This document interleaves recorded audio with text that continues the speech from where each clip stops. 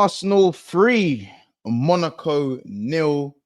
I ain't gonna lie, that was a bit of a bear back in. I can't lie. Listen, man, you lot smash that like button, thumbs up button below. Make sure you also subscribe to the channel. We're just shy of 14k. We're not just shy of 14k, we're on 13.6, but we're on the way there, innit? So you lot make sure you like and subscribe and drop a comment on who you thought your man of the match was. Now, I'm not gonna lie. We need to talk about Miles Lewis-Skelly, man. Yes, that is the new name for today, Miles Lewis-Skelly, because he was shelling up the place. I can't even lie. He done his thing. Listen, man, there has been talk about him, and he has been given a few chances under Mikel and that, but genuinely, I didn't think he was this good. I know he was good. He looked decent. He looked good on the ball.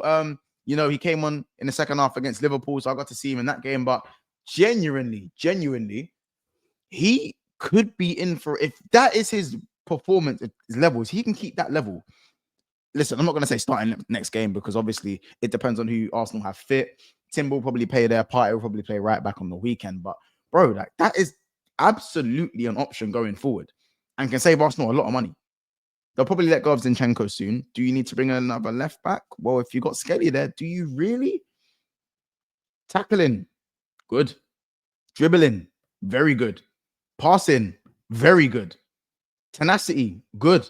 Like, the kid just looks like he's very mature, beyond his years. I don't know how old he is. Someone needs to. How old is Miles Lewis-Skelly? That's what I need to know. How old is he?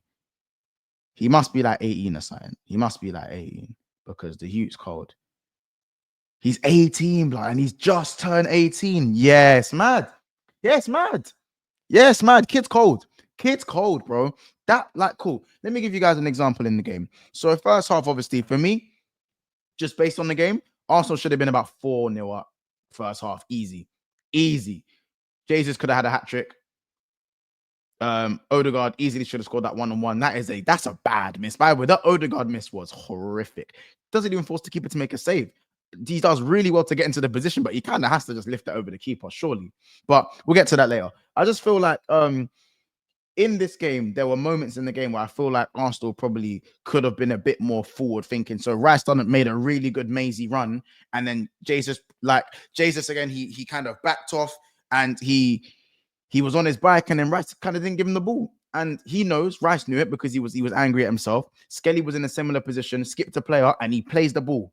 Bang, straight into Gabriel Jesus' feet, plays it across the box. Saka has a goal. Brilliant cross, brilliant, well-worked goal. And you're looking at it now, and I'm thinking, well, if Arsenal actually had their shooting boots on, they'd actually be 4-0 up first half. Easily 4-0 up. Like, for me, Monaco have some players, and they were dangerous at times in the second half, but I don't think they posed Arsenal much of a threat at all. It's very reminiscent to the performance against PSG.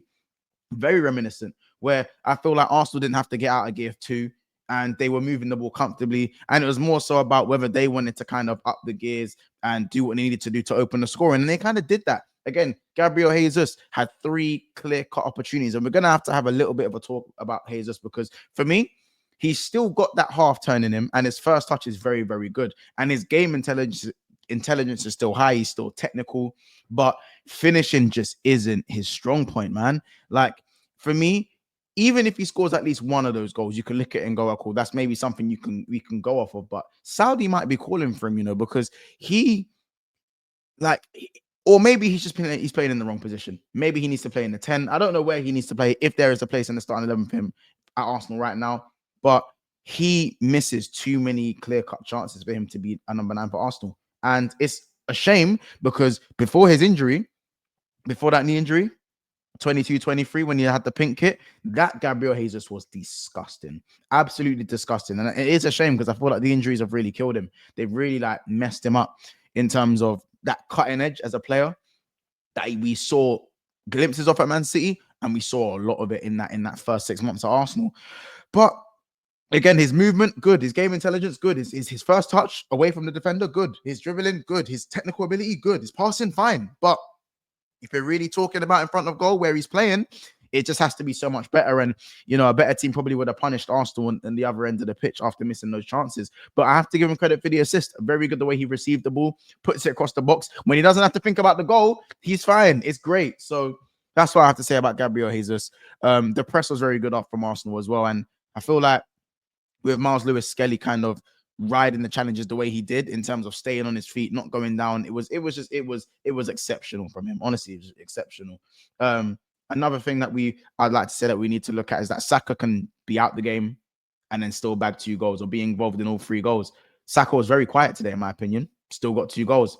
That is the mark of someone who knows they are him, knows that even without having an amazing game, they know that they're going to have the impact one way or another. And that's what Bukayo Saka is. And that's what he is doing, man. And it's good to see him thriving, especially because some of the other star boys, obviously, of England aren't thriving, aka Grealish, aka Grealish older, obviously, Foden, you know what I'm saying? And, I think Bukayo Saka's winning that race quite easily. I think Cole Palmer's up there as well. But yeah, Saka's doing his thing, man. And he didn't need to be in the game today to make it impact. And I think that was the mark of someone who can kind of play the game in gear 1 and just get the job done. Professional win from Arsenal. In the second half, obviously, they have Monaco have a techie youth, they got one techie Moroccan kid, blood. He is techie as hell, bro. I'm telling you, is it what's his name? He's Moroccan. I know his name. I do know his name. Ben Seguir, cold, very, very cold. I don't know how old he is. I think he's quite young. I think he's 19, Ben Seguir, but he is techie, man. He's very, very techie, and he's only 19. He's actually only 19. Very good baller. Watch out for him, I'd say as well. But all in all, a good professional win from Arsenal. I think my man of the match is going to go Miles Lewis-Skelly. I think Partey had a decent performance at right back. Saliba obviously got away with a mistake. I think the one chance I feel like they had was the Embolo chance when Saliba does give that ball away. And I think if they score that, it becomes an interesting game. But the second they made that mistake and Arsenal pounced on it, the game was done. Let's be honest, the game was done. And again, it's a professional performance. And listen, there's no set piece slander for Arsenal this time. And they got their goals from like open play. They probably should have won about six or seven, Yes, there was a point in the second half, and I'm seeing a few things on the timeline that people think Arsenal didn't play very well because they only tuned in the second half. But if you watch the full game, you'd know that Arsenal were fine. I don't think they were ever really in too much danger. They had the Minamino chance and the Embolo chance, but teams are going to get chances in games. It's not going to be perfect. Like, I think for the most part, Monaco were nullified, and not a bad Monaco side, by the way. This is not a bad Monaco side. Like, they got Embolo, they got Minamino, they got the 2 young boys. They've got obviously the Moroccan that they've got that was playing out left and went central in the second half. They're not a completely washed team. They're 3rd in the French league. They're having a good season so far. Their run in the champs isn't that bad in terms of where they're placed in the league. So this still needed to be a professional performance from Arsenal. And I generally just felt like they did that. I felt like they did that. And I feel like that's something they can build upon in their next game. They've got Everton at home. The Emirates probably should be bouncing. They should probably make easy work of that. I'm expecting 3, 4s, and 5s if they go on like they did today and have their shooting boots on, except for having their shooting boots on. And it was because listen, it was an interesting lineup that Arteta went with today. And I think a lot of the Arsenal fans weren't too sure about the lineup. Again, Partey at right back, Skelly coming in for his one of his first, I think it's his first Champions League start as well, Champions League debut, I believe, and Jesus up front instead of Jesus, Martinelli coming into to the starting lineup. So these was changes that I feel like Mikel made to kind of see what he could work with and trust the squad a bit more. And ultimately, that's what he needs to do. He needs to trust the squad a bit more. And you get games like today where the players can play in their comfort zone at home, see what you can do. And now you look at them as options that are more viable because too many times this season, I think Arteta hasn't trusted his squad enough. And now this is one of the examples where he has. And now you can look at for something to build off of. Remember, no Gabriel, no Calafiori. And Arsenal is still defensively sound. So it's going to be more games in the bank for someone like Kiwior. He's probably going to have to be playing more games because you don't know how long Gabriel's going to be out for. And of course, Miles Lewis-Skelly now is an alternative option if he doesn't trust Zinchenko, for example. And he definitely doesn't trust Tierney. So yeah, man, I think all is positive on the side of Arsenal and the red side of North London. And that's what I would say, really. As I said, let me know who your man of the match was if you made it this far into the video. As I said, Miles Lewis-Skelly is my man of the match. Good performances from a few of the other defenders for me as well. I think Kiwior wasn't too bad as well. And obviously, Raya was very comfortable as well in terms of claiming some of the crosses. Didn't have to do anything too crazy, but yeah, man. And their keeper made a few good saves as well. But listen, make sure you like, subscribe. You know what I'm saying? Arsenal 3, Monaco 0. And drop a comment, man. Like, comment, subscribe, and all them things there, man. Take care, and we will see you soon.